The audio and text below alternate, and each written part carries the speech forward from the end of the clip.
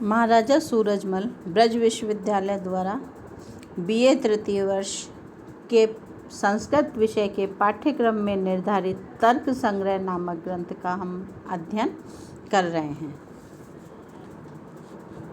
तो बच्चों, जब कोई ग्रंथकार अथवा शास्त्रकार जब किसी शास्त्र का विवेचन करने का निश्चय करता है तो सबसे पहले उसके सामने एक प्रश्न उपस्थित होता है कि किस पद्धति से इस ग्रंथ का विवेचन किया जाए।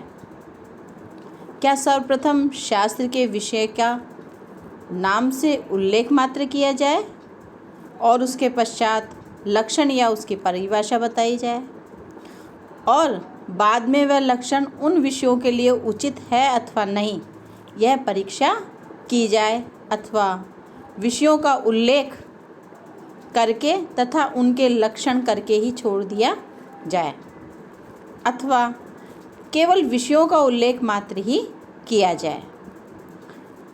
विषयों का नाम से उल्लेख मात्र करना उद्देश्य और उनकी परिभाषाएं, लक्षण तथा उनकी परिभाषाएं उचित है अथवा नहीं यह विचार करना परीक्षा कहलाता है।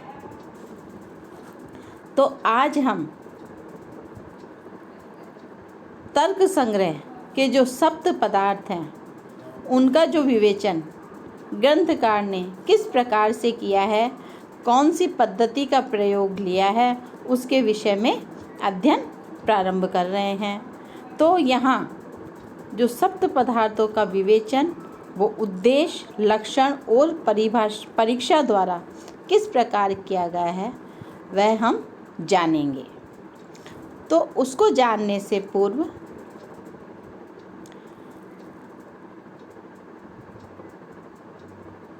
न्याय सूत्र के जो टीकाकार वात्सायन हैं उन्होंने शास्त्र की त्रिविध प्रवृत्ति का उल्लेख किया है। वह त्रिविध प्रवृत्ति है उद्देश्य, लक्षण और परीक्षा। न्याय के समान तंत्र कहलाने वाले जो वैशेषिक उसमें इस त्रिविध पद्धति का प्रयोग नहीं किया गया। वहाँ परीक्षा को छोड़कर मात्र उद्देश्य और लक्षण रूप जो दो प्रकार की प्रवृत्ति है उसका ही उल्लेख किया है। बौद्ध जैन आदिकों के धर्म संग्रह आदि ग्रंथों में तो मात्र उद्देश्य रूप एक प्रकार की प्रवृत्ति ही पाई जाती है। इसके पश्चात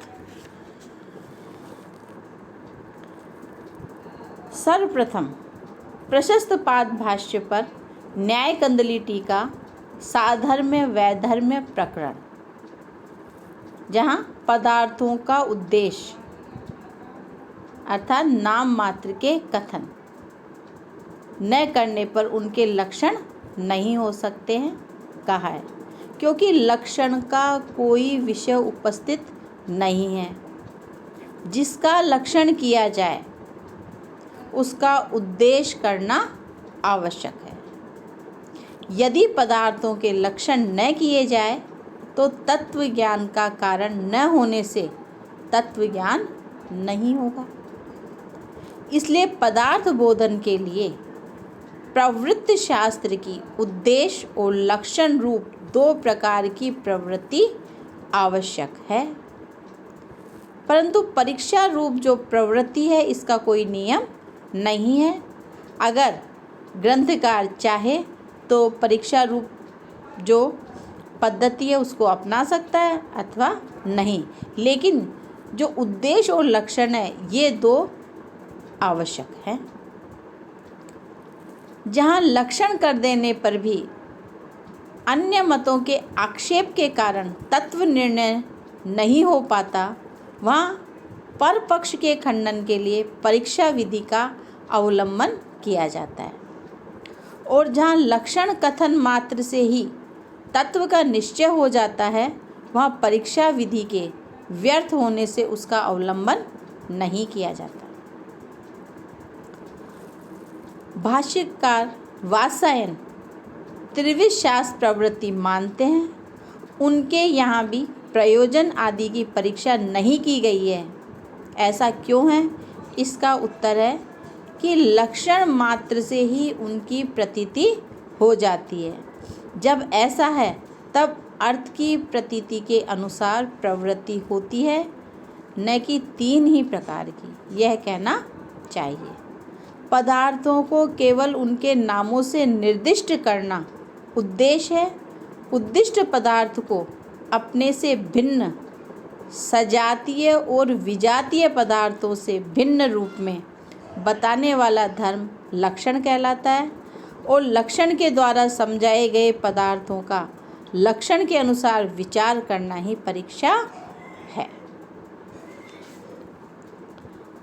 तर्क संग्रह में 2 प्रकार की प्रवृत्ति का अवलंबन लिया गया है, जिसमें उद्देश्य और लक्षण ये हैं। हम आज ये जानेंगे कि उद्देश्य क्या है, लक्षण क्या है और परीक्षा क्या है। उद्देश्यस्तु नाम मात्रेण वस्तु संकीर्तनम, अर्थात नाम मात्र से वस्तु का कथन उद्देश्य कहलाता है। जैसे तर्क संग्रह के प्रारंभ में द्रव्य, गुण आदि पदार्थों का उल्लेख मात्र किया गया है, यही उद्देश्य है। दूसरा, लक्षण। लक्षण तु असाधारण धर्म वचनम, अर्थात पदार्थ के असाधारण धर्म का कथन लक्षण कहलाता है। जैसे तर्क संग्रह में ही गंधवती पृथ्वी, यह पृथ्वी नामक द्रव्य का लक्षण किया गया है, क्योंकि गंध केवल पृथ्वी में ही रहती है, इसके अतिरिक्त और कहीं भी नहीं रहती। और तीसरा है परीक्षा द्वारा। परीक्षा लक्षितस्य लक्षणम उपपद्यते न वेति विचारः परीक्षा, अर्थात जिसका लक्षण किया गया है वह उसका सही लक्षण है अथवा नहीं, इस चिंतन का नाम ही परीक्षा है। तर्क संग्रह में परीक्षा का अवलंबन नहीं किया गया है, वहाँ तो उद्देश्य और लक्षण इन 2 का ही आश्रय या अवलंबन किया गया है। लक्षण के दोष अतिव्याप्ति, अव्याप्ति और असंभव 3 प्रकार के होते हैं। असाधारण अतिव्याप्ति में क्या होता है? असाधारण धर्म को लक्षण कहा जाता है। जैसे गाय का विशेष धर्म वह कहलाता है जो केवल लक्ष्य अर्थात गाय में ही रहे। जो धर्म लक्ष्य से भिन्न अलक्ष्य भैंस आदि में भी पाया जाता है वह लक्षण नहीं कहलाता, तब उसमें अतिव्याप्ति दोष हो जाता है। अतिव्याप्ति का लक्षण है अलक्ष्य वृत्तित्वम अतिव्याप्ति, अर्थात जो धर्म अलक्ष्य अर्थात लक्ष्य से भिन्न में रहे वह अतिव्याप्ति दोष ग्रस्त होने से लक्षण नहीं होता। जैसे गौ का लक्षण श्रृंगित्व, सींग होने को गौ का लक्षण नहीं कहा जा सकता, क्योंकि लक्ष्य गौ से भिन्न अर्थात अलक्ष्य जो महिषी आदि भैंस आदि है उनमें भी श्रृंगित्व धर्म पाया जाता है, सींग उनके भी होते हैं, इसलिए श्रृंगित्व गौ का लक्षण नहीं हो सकता। दूसरा, अव्याप्ति। लक्ष्य एक देशावृत्तित्वम व्याप्ति ही, अर्थात जो धर्म लक्ष्य के एक अंश में न पाया जाए वह अव्याप्ति दोष ग्रस्त होने से लक्षण नहीं कहा जा सकता। जैसे कपिलत्व अर्थात कपिला रंग होना गाय का लक्षण कोई बताए तो ये लक्षण नहीं हो सकता। क्यों नहीं हो सकता? क्योंकि लक्ष्य गौ के एक बहुत बड़े भाग में अर्थात बहुत सी गौओं में यह कपिल रंग नहीं पाया जाता। गाय सफ़ेद रंग की भी होती है, काली भी होती है। अतएव यह कपिलत्व धर्म अव्याप्ति दोषग्रस्त होने से गौ का लक्षण नहीं हो सकता। तीसरा, असंभव दोष। लक्ष्य मात्रावृत्तित्वम असंभव, अर्थात जो धर्म लक्ष्य मात्र में न पाया जाए वह असंभव दोष कहलाता है। जैसे एक शपथवत्व असंभव दोषग्रस्त होने से गौ का लक्षण नहीं हो सकता। गौ द्विशप प्राणी है, अर्थात उसके खुर बीच से चिरे हुए होने से दो शप अर्थात खुर होते हैं।